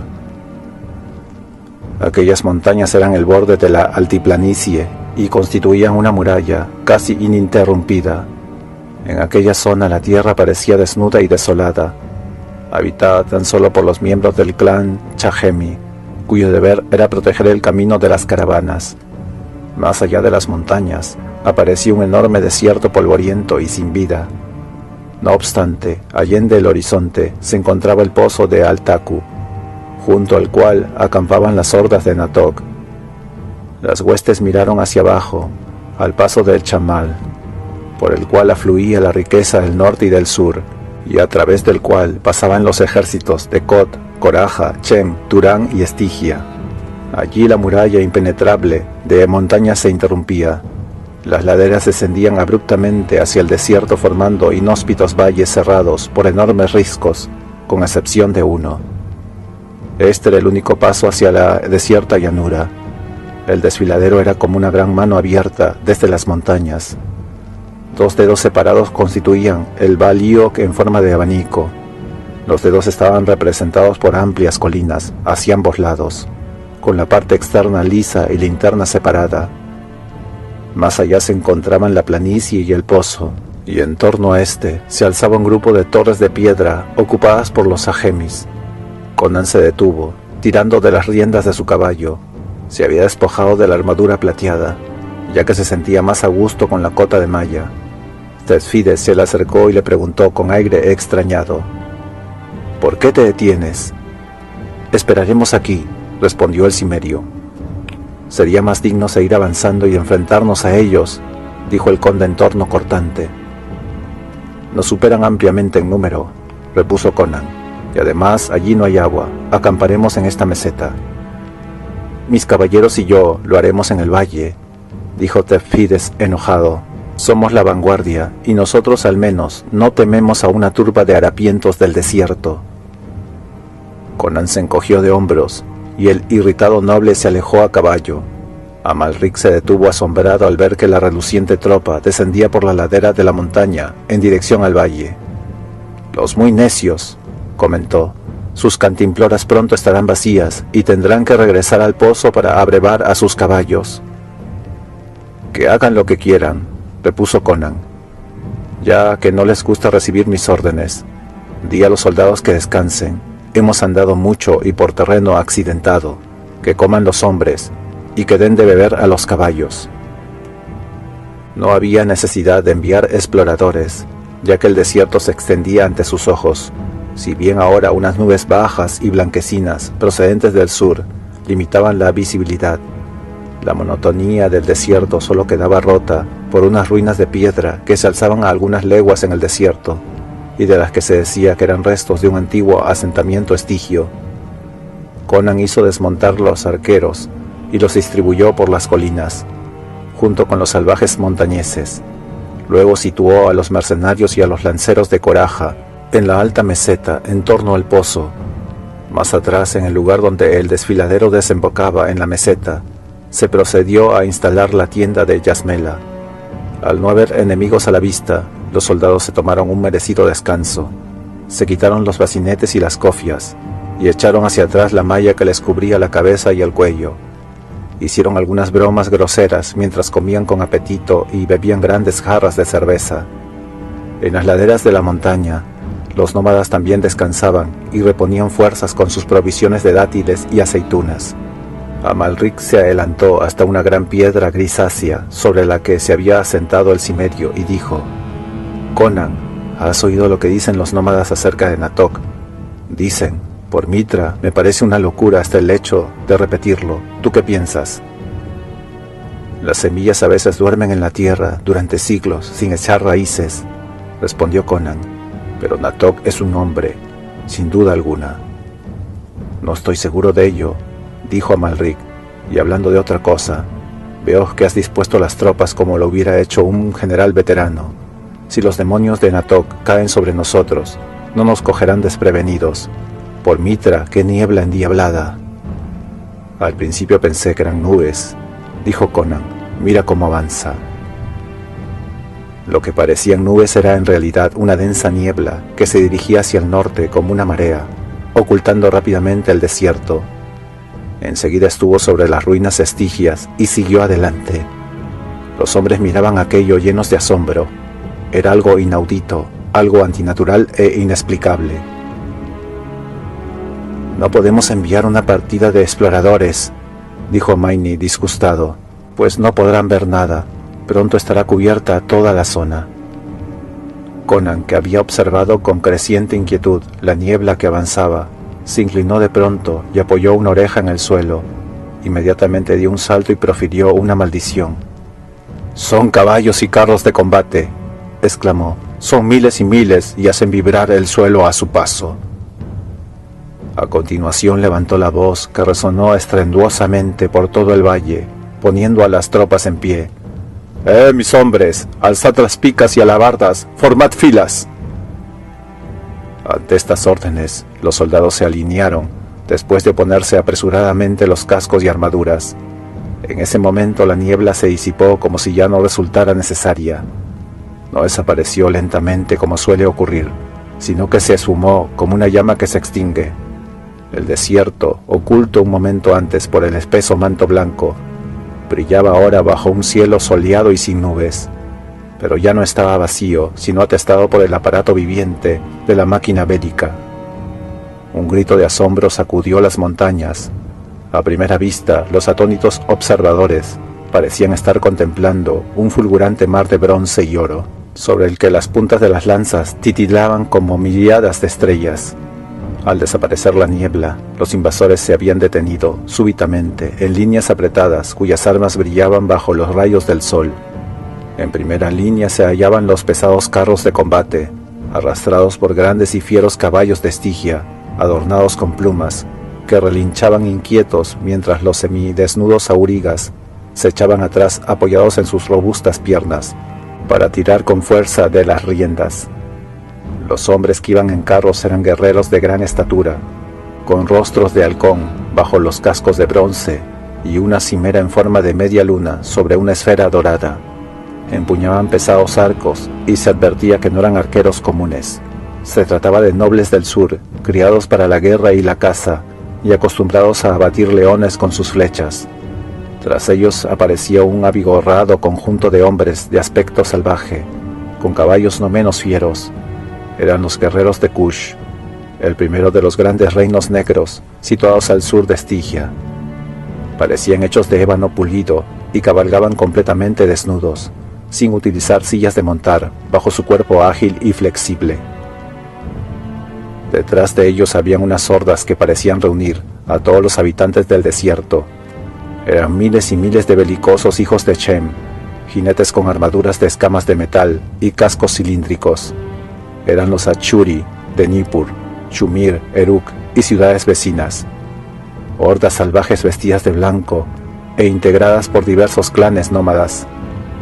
En ese momento las tropas comenzaron a agitarse en un remolino desordenado. Los carros de combate se apartaron a un lado, en tanto que el grueso de las huestes avanzaba como un tropel desorganizado. En el extremo del valle, los caballeros de Coraja habían montado en sus corceles, y el conde Tezfides galopó laderas arriba hacia donde se encontraba Conan. Ni siquiera se dignó desmontar, sino que habló con tono brusco desde su caballo.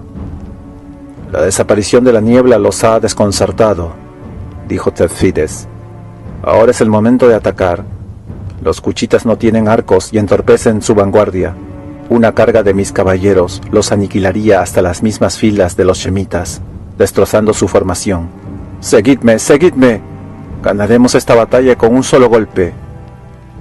Conan movió negativamente la cabeza y dijo: «Si estuviéramos luchando con un enemigo corriente, estaría de acuerdo, pero la confusión que demuestra me parece más fingida que real.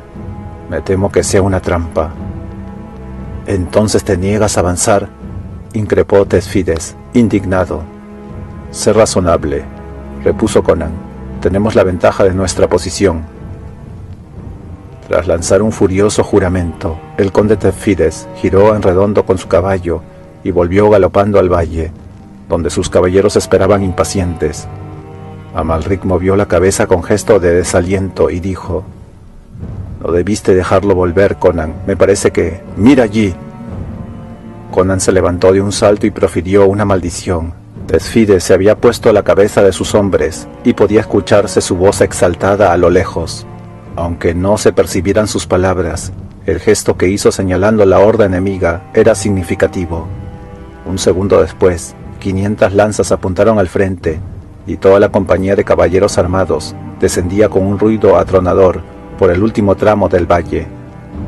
Un joven paje llegó corriendo desde la tienda de Yasmela y le dijo a Conan con voz chillona y apremiante: «Mi señor, la princesa pregunta por qué no sigues y apoyas al conde Tezfides». «Porque no soy tan necio como él», repuso el cimerio con un gruñido, y tras volver a sentarse en la roca, comenzó a devorar una enorme pata de carnero. «El mando te ha vuelto sensato», dijo Amalric. «Esa clase de locuras fueron siempre tu debilidad». «Sí, cuando solo jugaba con mi propia vida, pero ahora, por todos los infiernos». Las hordas enemigas se habían detenido. Del ala más alejada avanzó un carro de guerra cuyo desnudo auguira azotaba a los caballos como un poseso. El otro ocupante del carro era un hombre alto, cuya túnica flotaba al viento, dándole un aire fantasmagórico. Sostenía en sus brazos una gran vasija de oro, de la que dejaba caer un fino polvillo que resplandecía bajo la luz del sol. El carro cruzó por delante de la horda. Detrás de sus imponentes ruedas quedaba, como la estela de un barco, una larga línea luminosa que brillaba sobre la arena, como la huella fosforescente de una serpiente. «Ese es Natok», exclamó a Amalric, profiriendo un juramento. «¿Qué semilla infernal está sembrando?». Los caballeros de Coraja no habían disminuido la velocidad de su ataque. 50 pasos más y embistirían a las filas irregulares de los cuchitas, que permanecían quietas, con las lanzas levantadas. Ahora los caballeros que iban en vanguardia llegaban a la delgada línea que brillaba sobre la arena, y cuando los cascos de los caballos la pisaron, fue como el acero cuando choca contra el pedernal, pero con resultados mucho más terribles. Una explosión aterradora conmovió el desierto, que pareció desgarrarse entre llamas blanquecinas a lo largo de la línea. La primera fila de caballeros quedó envuelta en llamas, y tanto los caballeros como los jinetes de pesadas armaduras comenzaron a retorcerse como insectos al caer en una hoguera. Un instante después, el grueso de la tropa se abalanzaba sobre los cuerpos carbonizados de sus compañeros. Incapaces de detenerse, se precipitaron fila tras fila sobre el creciente e informe montón de cadáveres. Con increíble rapidez, El ataque de los poderosos jinetes se había convertido en un caos en el que los caballeros morían uno tras otro entre los relinchos de los animales agonizantes. Entonces la aparente confusión que reinaba en las filas cuchitas se esfumó. Las filas más cercanas se organizaron con toda precisión y atacaron a los jinetes caídos, destrozándolos sin piedad y rematando a otros con masas y piedras. Todo ocurrió con tal rapidez que los observadores que estaban en las montañas quedaron atónitos. Las hordas seguían avanzando, tratando de evitar el montón de cuerpos carbonizados. Desde las montañas se alzó una exclamación. «No luchamos contra hombres, sino contra demonios». Los que estaban allí apostados vacilaron. Uno de ellos echó a correr hacia atrás, en dirección a la planicie, con el rostro bañado en sangre y con espuma en la boca. «¡Huid, huid, huid!», farfullaba babeando. «¿Quién puede luchar contra la magia de Natok?». El cimerio lanzó un gruñido, se levantó de un salto y con el enorme hueso de carnero le asestó un golpe en la cabeza al asustado fugitivo, que cayó al suelo mientras la sangre manaba en abundancia de su nariz y de su boca. Conan desenvainó la espada, con los ojos convertidos en esferas de fuego azul, y gritó con voz atronadora: «Volved a vuestros puestos. Si cualquiera de vosotros da un solo paso atrás, le separo la cabeza del cuerpo. Luchad como hombres, maldición». La desbandada se detuvo tan rápidamente como había comenzado. La fiera personalidad de Conan fue como un cubo de agua fría en la hoguera de terror de sus hombres. «Regresad a vuestros puestos y resistid», ordenó. «Ni los hombres ni los demonios cruzarán el desfiladero de Chamla». Allí donde la meseta se interrumpía y comenzaba el valle descendente, los mercenarios se ajustaron los cinturones y empuñaron las alabardas. Detrás de ellos los jinetes montaron en sus caballos, mientras que en uno de los flancos quedaban los lanceros de coraja como tropas de reserva. A Yasmela, que estaba pálida y silenciosa mucho más atrás, ante la puerta de su tienda de campaña, sus huestes le parecían un lamentable puñado de hombres en comparación con las densas hordas del desierto. Conan se quedó entre los lanceros.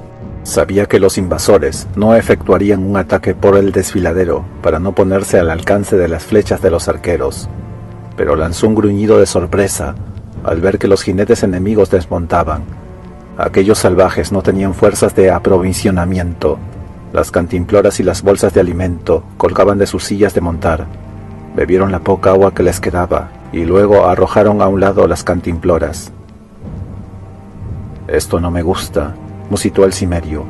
«Hubiera preferido un ataque de caballería por parte de ellos. Los animales heridos entorpecen el avance». Las hordas habían formado una enorme cuña, cuya punta eran los estigios y el cuerpo los achuri. Los flancos estaban ocupados por los nómadas. Avanzaron lentamente, en cerrada formación y con los escudos levantados, mientras detrás de ellos una sombría figura alzaba los brazos cubiertos por los pliegues de la túnica, en una terrible invocación. Cuando la horda de atacantes entró en el amplio valle, los montañeses lanzaron sus flechas. A pesar de la fuerte formación defensiva, los hombres del desierto cayeron por docenas. Los estigios habían desechado sus arcos, con las cabezas inclinadas hacia adelante y los ojos oscuros mirando fieramente por encima del borde de sus escudos. Se adelantaron como una marea implacable, pisando a sus compañeros caídos. Los chemitas devolvieron el ataque y nubes de flechas oscurecieron el cielo. Conan lanzó una mirada por encima de las olas de flechas y se preguntó qué nuevo horror estaría invocando el hechicero.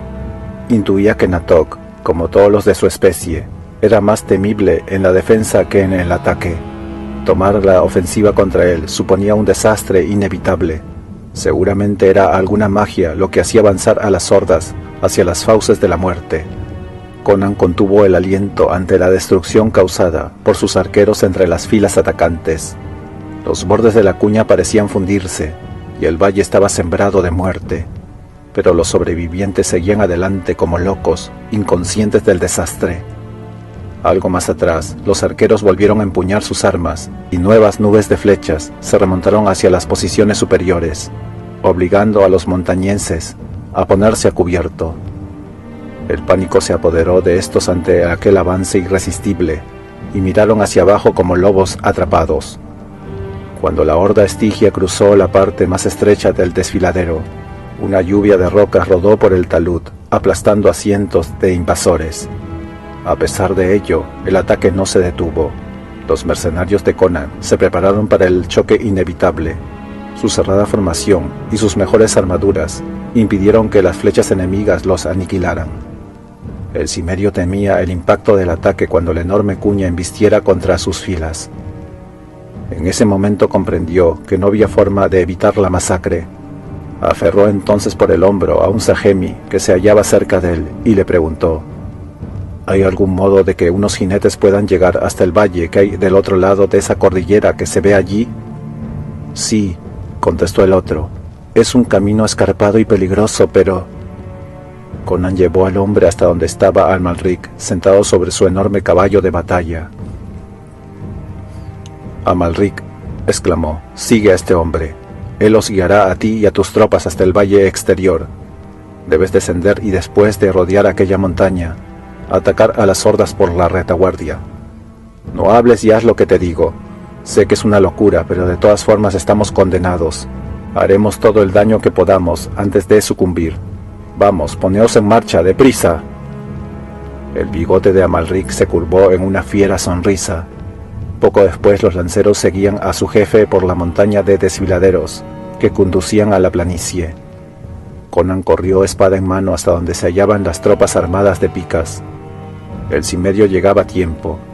A cada lado del valle, los montañeses de Chupras, enloquecidos por la certeza de la derrota, dejaban caer sus armas con desesperación. Los hombres morían como moscas, tanto en el valle como por las laderas. Con un estruendo ensordecedor, los estigios embistieron al fin contra el resto de las tropas mercenarias. Las líneas fueron sacudidas por un huracán de acero. Los nobles del desierto, criados para la guerra, se enfrentaban a duros soldados profesionales. Los escudos chocaban entre sí, mientras las lanzas sembraban la muerte.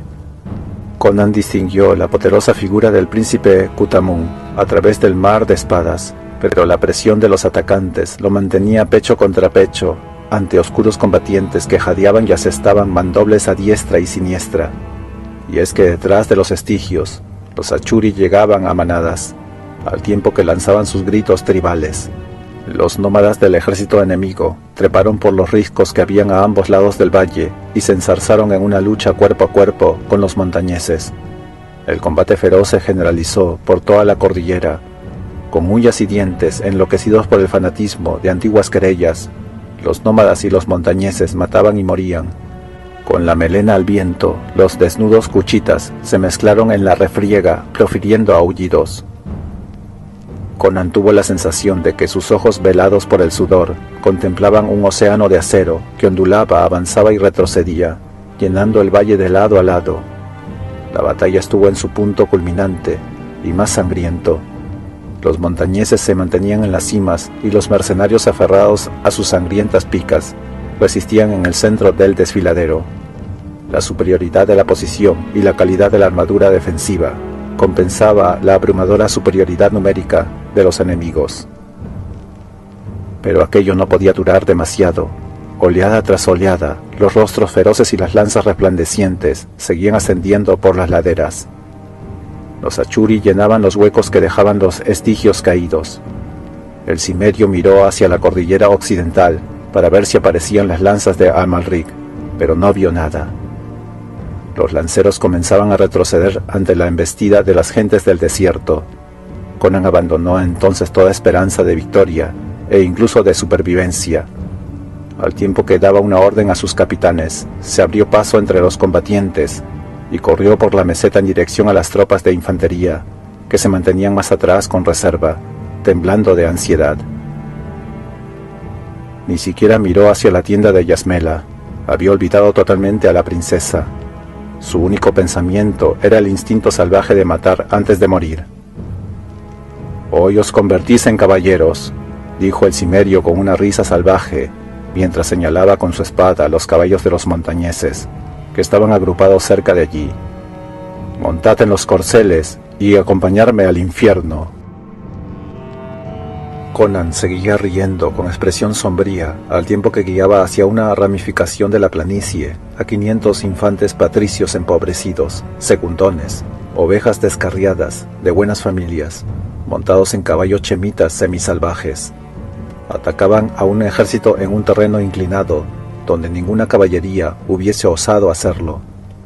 Atravesaron la garganta del desfiladero, con un ruido atronador, pisando los cuerpos caídos que cubrían el suelo. El terreno todavía era bastante escarpado, y una veintena de caballos resbalaron y cayeron rodando con sus jinetes. Más abajo los hombres proferían maldiciones y arrojaban sus armas. El impacto del ataque era como una avalancha que se abre camino por entre un bosque de árboles jóvenes. Los improvisados caballeros fueron dejando tras de sí una alfombra de cuerpos caídos. Y entonces, cuando la horda se revolvía y se replegaba sobre sí misma, los lanceros de Amalric, después de abrirse paso a través de una columna de jinetes que habían encontrado en el valle exterior, irrumpieron por el recodo de la cordillera occidental y atacaron a las huestes del desierto con la fiereza que da la desesperación. Su ataque llevaba consigo la sorpresa que desmoraliza al enemigo. Creyéndose rodeados por unas fuerzas muy superiores y temerosos de quedar aislados del desierto, que era su morada, muchos nómadas dieron media vuelta e iniciaron una huida tumultuosa, causando estragos entre las filas de las tropas más ordenadas que tenían detrás. En las laderas de las montañas, los hombres del desierto veían el cariz que tomaba la batalla en terreno llano, y los montañeros que estaban a la defensiva, por su parte, cayeron sobre sus enemigos con renovada furia y los rechazaron hacia el valle. Desconcertados, los guerreros del desierto rompieron filas sin ver, en su precipitación, que solo los atacaba un puñado de hombres. Y cuando una tropa heterogénea y numerosa se desorganiza en la lucha, ni un mago es capaz de volver a agruparla. A través del mar de cabezas y lanzas, los hombres de Conan vieron que los jinetes de Amalric avanzaban imparables entre los anárquicos combatientes del desierto. Un júbilo victorioso se apoderó de ellos. Con el corazón lleno de una fuerza indómita, sus brazos parecían aún más diestros en el manejo de las lanzas. Por su parte, los alabarderos, que se encontraban en el desfiladero, afirmaron los pies en el suelo resbaladizo, enrojecido por la sangre, e iniciaron el avance, chocando brutalmente contra las filas que tenían enfrente. Los estigios resistieron, pero más atrás, los achuri comenzaron a ceder. Los mercenarios embistieron entonces contra los nobles del desierto, que sucumbieron en sus puestos hasta el último hombre. Arriba, entre los riscos, el viejo Chupras yacía con una flecha clavada en el corazón. A Amainé lo habían derribado del caballo y maldecía como un pirata mientras se apretaba una herida que tenía en una pierna. De la infantería montada de Conan apenas quedaban 150 hombres sobre sus caballos, pero la horda estaba destrozada. Nómadas y arqueros huían hacia los campamentos, donde estaban sus caballos, mientras los montañeses descendían por las laderas, atacando a los fugitivos por la espalda con los sables y cortando las cabezas a los heridos. En aquel caos de sangre surgió de repente una terrible aparición detrás del caballo de Conan. Era el príncipe Kutamun, tan solo cubierto con un tapabarro, pues había sido despojado de su armadura en el fragor de la batalla. Su cuerpo estaba cubierto de sangre y de magullones. El príncipe lanzó un grito terrible y arrojó la empuñadura rota de su espada contra el rostro de Conan. Luego dio un salto y asió por las riendas el corcel del cimerio. Conan se revolvió en su silla, desconcertado. Mientras tanto, poniendo en juego una fuerza increíble, el gigante de piel oscura empujó el caballo hacia arriba y atrás, hasta que perdió el equilibrio. El animal cayó al suelo, encima de los cuerpos que se retorcían. Conan saltó en el preciso momento en que su caballo se desplomaba. Kutamun se abalanzó sobre él rugiendo. Debido al fulgor de la batalla, el bárbaro no pudo recordar luego exactamente cómo había dado muerte a su enemigo. Solo sabía que una piedra que tenía el estigio en la mano le golpeó varias veces en el casco, impidiéndole ver. Luego Conan extrajo su daga y la hundió una y otra vez en el cuerpo del príncipe, sin que ello pareciera afectar a su terrible vitalidad. El mundo ya daba vueltas ante los ojos del cimerio, cuando el adversario se estremeció convulsivamente y cayó hacia un lado. Conan se incorporó con el rostro empapado en sangre bajo el abollado casco, y observó mareado el panorama de destrucción que se ofrecía a sus ojos. Los cadáveres yacían por todas partes, como una alfombra roja que cubriera el valle, y abajo en el desierto continuaba la masacre. Los sobrevivientes habían llegado hasta sus caballos y se desparramaban por la planicie, perseguidos por los vencedores. Conan quedó espantado al ver al menguado grupo a que estos habían quedado reducidos. Entonces se oyó un alarido espantoso que cortó el clamor de la batalla. Por el desfiladero ascendía un carro de guerra a una velocidad tremenda, sin que parecieran molestarle los cadáveres amontonados en el suelo. El carro no iba tirado por caballos, sino por un enorme animal negro, parecido a un camello.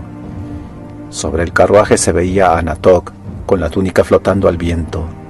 Delante, sosteniendo las riendas y dando latigazos como un loco, iba un ser antropomórfico oscuro y deforme, con vaga apariencia humana, que parecía un monstruoso simio. El carro de guerra ascendió el último tramo del valle y llegó a la meseta, dirigiéndose hacia la tienda de campaña en la que se encontraba sola Yasmela, pues hasta la guardia se había unido a los combatientes. Conan oyó el grito de terror de la princesa cuando el largo brazo del hechicero Natok se tendió hacia ella y la subió al carruaje. Luego el monstruoso animal que tiraba del carro giró rápidamente y regresó valle abajo, sin que ninguno de los hombres de Yasmela se atreviese a arrojar una lanza o una flecha, por temor a herir a la princesa, que se debatía aterrada en los brazos de Natok. Conan lanzó un grito inhumano y tras recoger la espada del suelo, saltó hacia el sitio por donde debía pasar el carruaje infernal.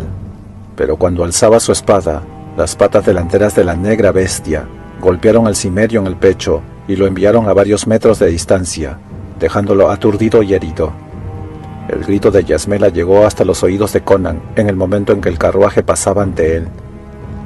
El cimerio reaccionó al instante y, haciendo las riendas de un caballo que corría sin jinete, tomó impulso y saltó sobre la montura, sin que el animal detuviera siquiera su carrera. Corrió con loco frenesí en pos del carruaje de Natok y cruzó como un torbellino el campamento chemita. Luego se dirigió al desierto, pasando al lado de sus propios jinetes, que perseguían a los del hechicero. El carro de guerra siguió adelante y Conan no abandonó la persecución, a pesar de que el jadeo de su caballo se hacía cada vez más intenso. El desierto los rodeaba por todas partes, con sus arenales bañados por el esplendor del sol poniente. Delante de ellos se alzaban las antiguas ruinas del tiempo. Un nuevo alarido heló la sangre en las venas de Conan. El cimerio levantó la vista y vio que el monstruoso auguira de Natok arrojaba a este y a la muchacha del carro. Ambos rodaron sobre la arena y entonces, ante el asombro de Conan, el carruaje sufrió una extraordinaria transformación. La negra bestia desplegó unas enormes alas y remontó el vuelo hacia el cielo, dejando atrás una llama cegadora, sobre la cual un humanoide negro se reía con carcajadas triunfales. Pasó tan rápido como el monstruo de una pesadilla inconcebible.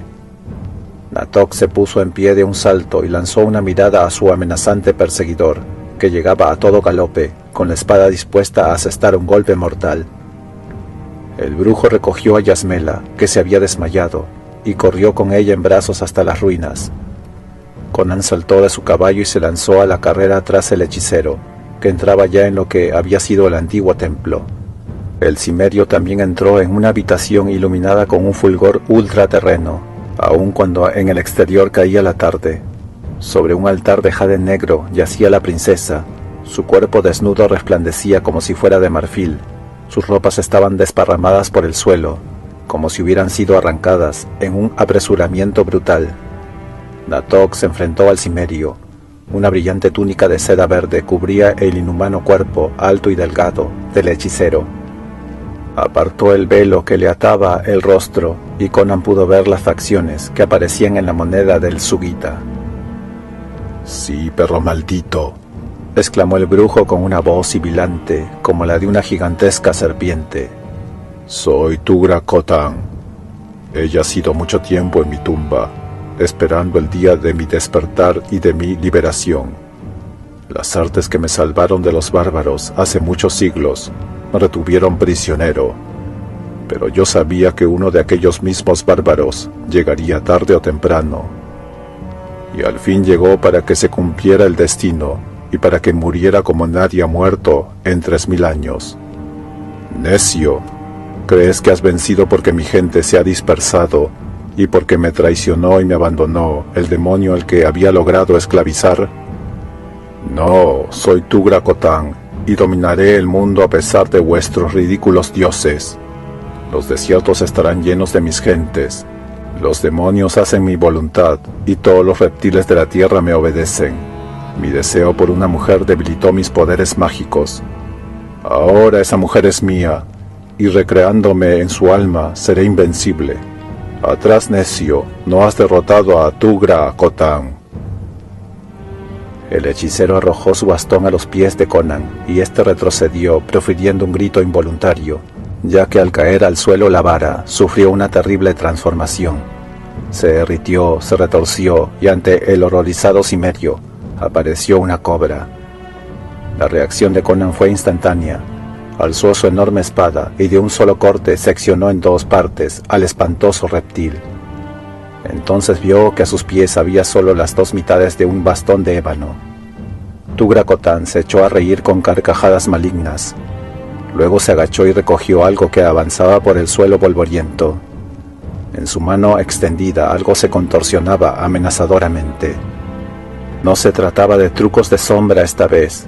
En la palma de la mano de Tugra Kotang se veía un escorpión negro de casi medio metro de largo. Era el animal más mortífero del desierto, y su picadura significaba la muerte instantánea. El rostro del hechicero, parecido al de una calavera, se distendió en una espantosa sonrisa de momia. Conan vaciló, pero atacó como una centella. Sorprendido en un gozo infernal, Tugra Kotang ni siquiera pudo hacer un movimiento para eludir la espada de Conan, que atravesó su corazón y le salió por los hombros. El brujo cayó al suelo, estrujando al venenoso escorpión con el puño mientras se desplomaba. El cimerio se acercó al altar y levantó a Yasmela en sus ensangrentados brazos. La princesa estiró sus manos convulsivamente y se apretó contra él, sollozando desesperadamente, aferrándose a su cuello como si no fuera a soltarlo jamás. «Por los demonios de Kron, muchacha», dijo Conan con un gruñido, «suéltame, hoy han muerto 50.000 hombres, y todavía hay mucho que hacer». «No», repuso ella, jadeando y aferrándose a él con todas sus fuerzas, «no te dejaré marchar. Soy tuya, por el fuego, el acero y la sangre, y tú eres mío. Allí pertenezco a otros, pero aquí tan solo a ti. No te irás». El cimerio vaciló al notar que su espíritu era ya un volcán de encontradas pasiones. El fulgor sobrenatural aún brillaba en la sombría habitación, alumbrando con una luz espectral el rostro muerto de Tugra Kotang, que parecía sonreírles con una mueca siniestra. Afuera en el desierto, los hombres morían, aullaban y mataban como locos, y los reinos se tambaleaban sobre sus cimientos. Pero todo aquello pareció borrarse del alma de Conan mientras apretaba con fuerza entre sus brazos de hierro el esbelto cuerpo marfileño que brillaba en la penumbra como una blanca llama embrujada.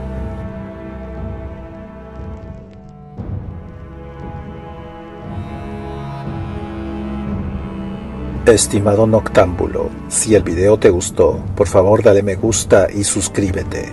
Gracias.